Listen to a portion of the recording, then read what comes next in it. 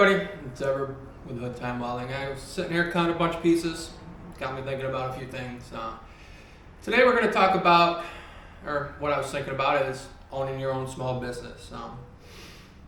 If you watch my other part, you sort of know where I'm coming from of why I want to start the business. I wanted to get my hood time, get back into welding. I had been out of it for a few years, did it for quite a while in an industrial setting, and I missed it. I enjoyed making stuff.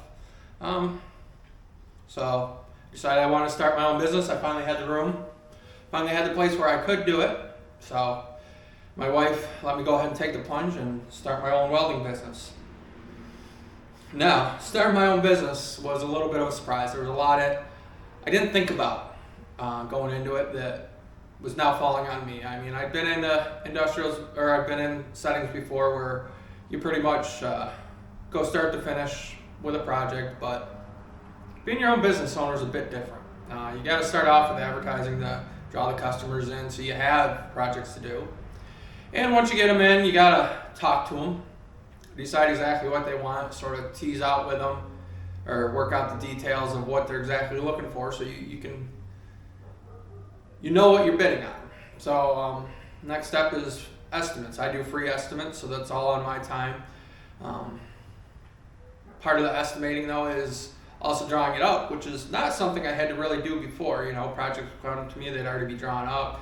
I know all the pieces and parts and have it figured out ahead of time. Now I'm having to figure it out ahead of time myself, and that's not always the easiest thing. All projects you're going to run into stuff that wasn't thought about, but when you're doing it yourself, you're the one that's thinking it up. How you want to build it, which process you want to use, which is the best process for the application. Is it a little more structural? Maybe you want to use stick because you're going to be outside. Does it have to hold pressure? Maybe you want to use TIG. So like I said, with me, you got to think about which process I want to use, which is going to be the best application for what I'm doing. So once I get that all figured out, I'll go through, work out my estimate, call my steel supplier and say, hey, this is what I got. What's my price is going to be. Sort of have to think through in my head, okay, how long is this going to take to cut, to grind, to fit up, to weld, to paint, the whole 9 yards. And it's not something I'd ever really experienced before, so it's a little bit eye-opening there. Once you get that, you got to go ahead and order the stuff once you get an okay from the customer. And you don't always get okays, which is okay. I'm probably hitting like 50%, so I can't really complain.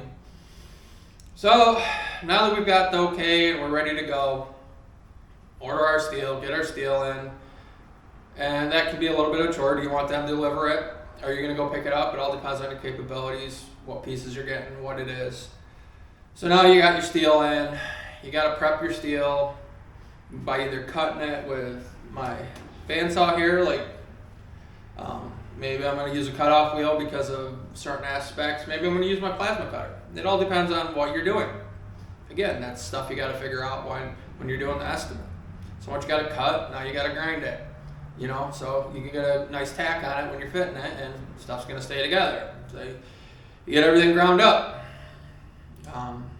So now we finally get to the parts I like of actually fitting what I'm doing.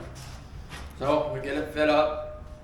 Make it nice, make sure everything's square, level, whatever it's got to be. So now we get to the final part that I really, really enjoy, and that's the welding. So we go ahead and get it welded up. After welding, you, of course, got to clean it up. Get all the BBs off if you're using MIG, or the slag if you're using stick. Whatever you got to do, you got to get it clean, you got to get it ready to go. And then for me, I offer painting. Now, I am not a painter, not at all.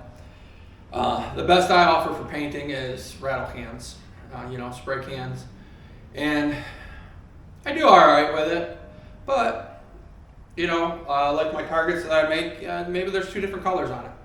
So part of your prep is, hey, you got to tape off the targets so I can spray the black. Okay, put my 2 coats of black on. All right, now I got to tape my targets and tape up, so you get the point. It's time. It's time you got to figure into when you're doing your estimate.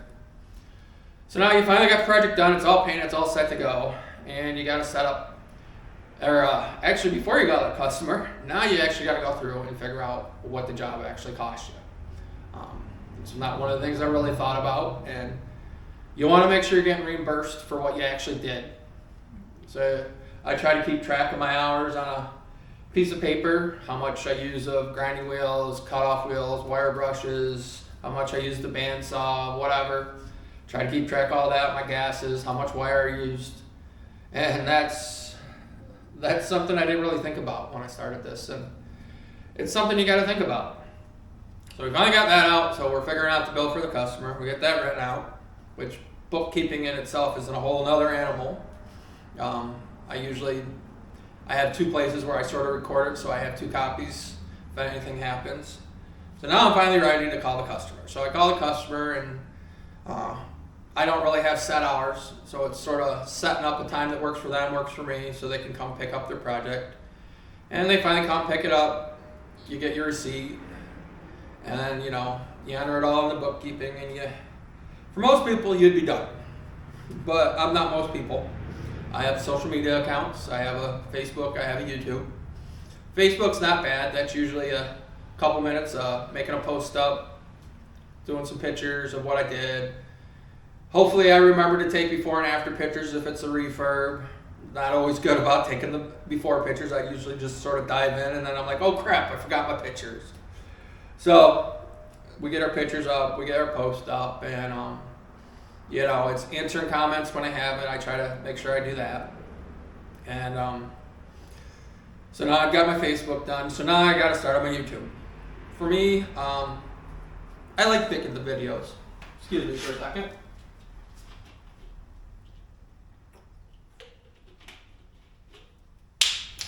Whatever. And I think I've gotten better at making the videos. I mean, I started out with a cell phone. Now I actually have a camera dedicated for it, so that helps out a lot. And then luckily I have a technical child because they introduced me to the program that I can use. It's sort of a program for dummies for editing. So if it's a quick tool review, those are usually pretty easy, half hour, 45 minutes to edit it down, get it uploaded, get it posted on Facebook and that. But if it's a project, that can take anywhere from an hour and a half to 2 hours, because you have to go through and you have a whole bunch of extra video that you don't need. There's boring parts. I try to keep interactive with my audience by stopping and explaining what I'm doing. So, and there's a lot of grinding involved, so you don't want to get people bored while they're watching, so you gotta sort of cut it down, make it interesting, but also so people can understand what you're doing. And I'm still learning on that aspect, so I go ahead and get everything cut, add some music in spots where it's appropriate.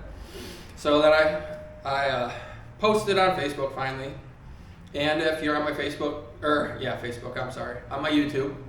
And if you're on my YouTube, I try to answer any questions that anybody has to me right up as soon as I see them. So there's a little bit with that, but not much. So if you're thinking about a small business, starting your own, you got to think about all these factors. For me, like I said, it was a little bit of a surprise, but I'm enjoying it. It's a fun time, learning a lot of new things and everything else. So, I'm going to go ahead and get back to this job here. I only got another, a couple hundred pieces to cut, but we'll keep going. Maybe Mrs. Hoodtime will do some cut for me this weekend. We'll see. So, thanks for watching. We'll talk to you later.